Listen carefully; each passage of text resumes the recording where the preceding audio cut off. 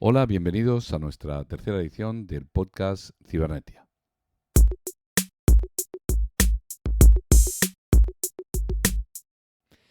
Hoy es carnaval, o hoy mañana es carnaval y vamos de ocasión con máscaras. Ya os avisamos que nos las vamos a sacar porque da mucho calor, Mucho calor. No. pero feliz carnaval. Feliz carnaval, feliz Sí, sí. carnaval. Para que luego digan que los tecnólogos no tenemos sentido del humor. Pues claro que tenemos sentido del humor y nos ponemos máscaras para empatizar con la alegría y con el descontrol que hay en esta época.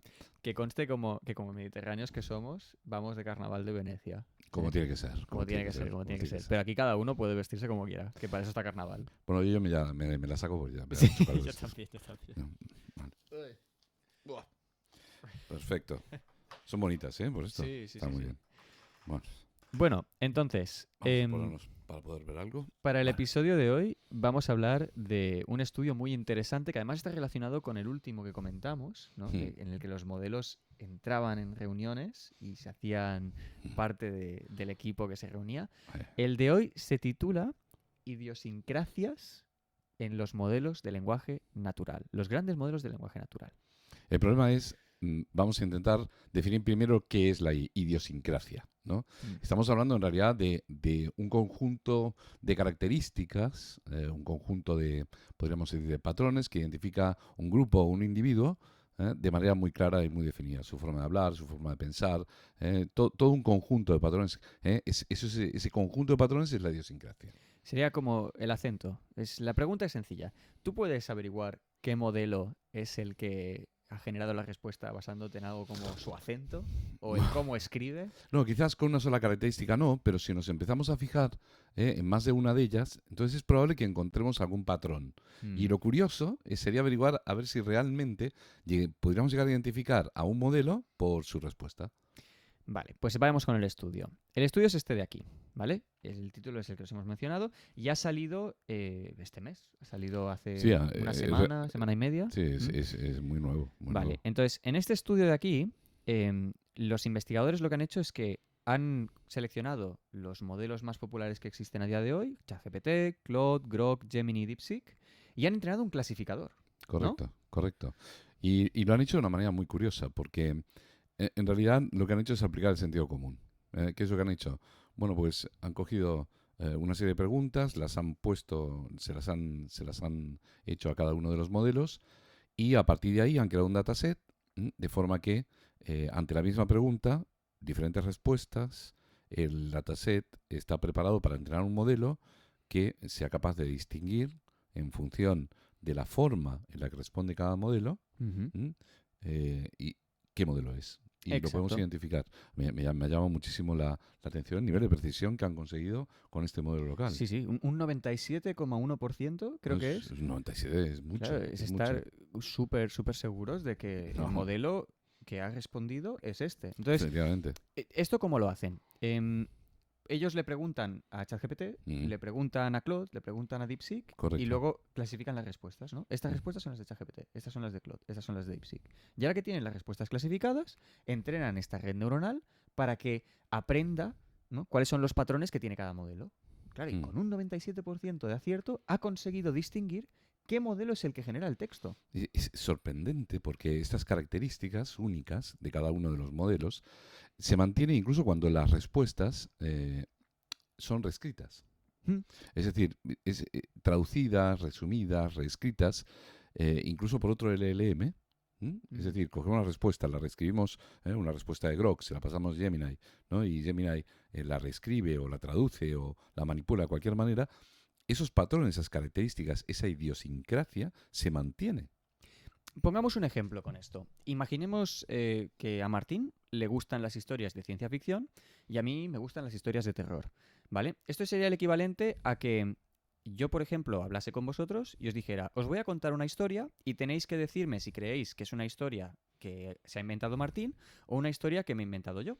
Si la historia habla de un astronauta, ¿no?, y que hace un viaje espacial y tal, es una historia de ciencia ficción, pues esto sería una historia propia de Martín.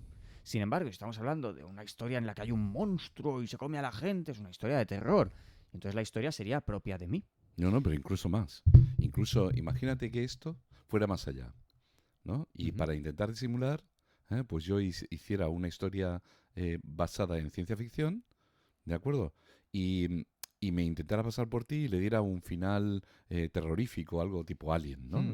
Aún así, los patrones que definen la estructura de mi historia estarían embebidos en mi respuesta. Exacto. Incluso si yo te cuento la historia, tú la manipulas, aún así esos patrones, esa idiosincrasia, se acabaría trasladando. Es muy Claro, curioso. fijaos en el potencial de este clasificador.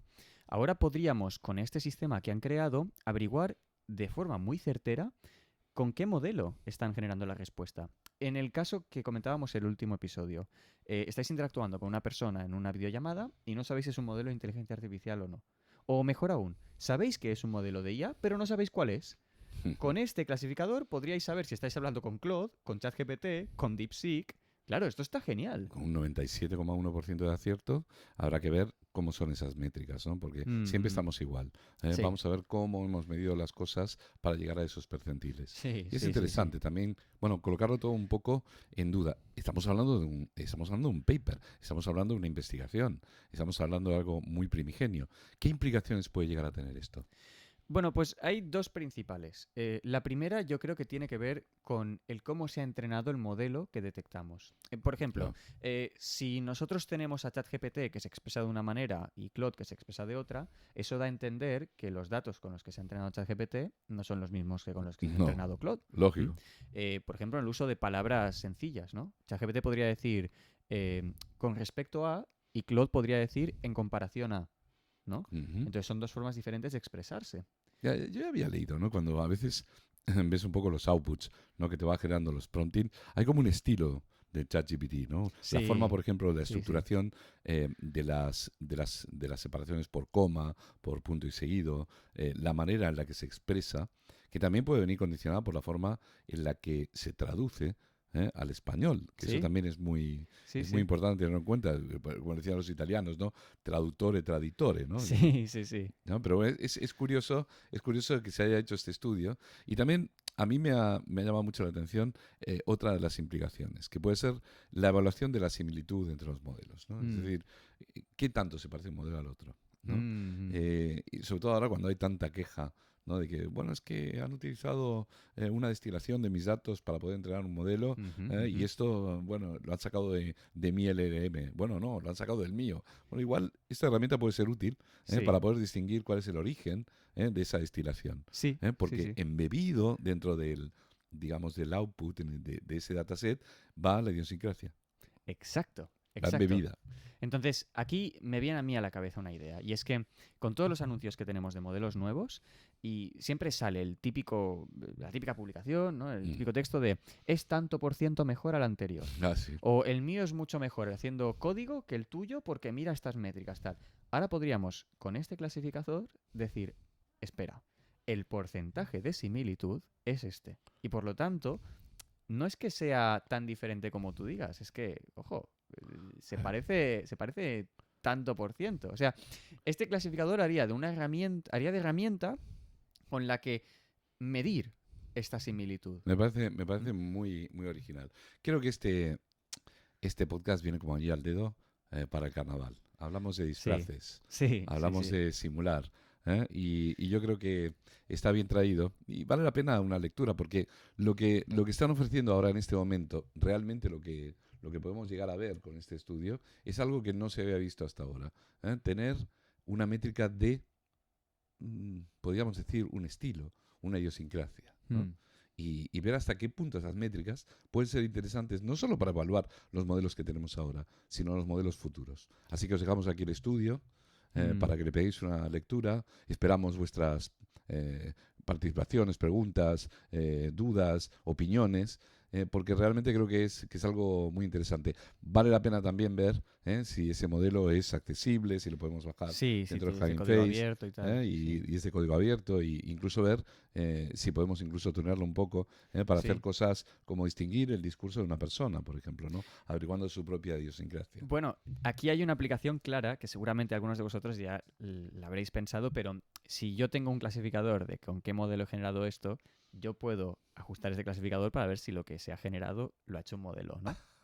Entonces, Ahí aquí, está. ojo, porque esto podría ser la antesala a un Ah, detector de contenido generado por modelos de lenguaje natural bastante ajá, eficaz. ajá. Ahí lo dejamos. Ahí lo dejamos. O sea que por hoy lo damos por cerrado el tema. Sí, Preparamos el próximo podcast, algún estudio de este estilo. Y nada, ahí feliz esperamos. carnaval. Exacto, Sí. feliz carnaval y os esperamos Hasta la para el próximo. próxima. Hasta la próxima.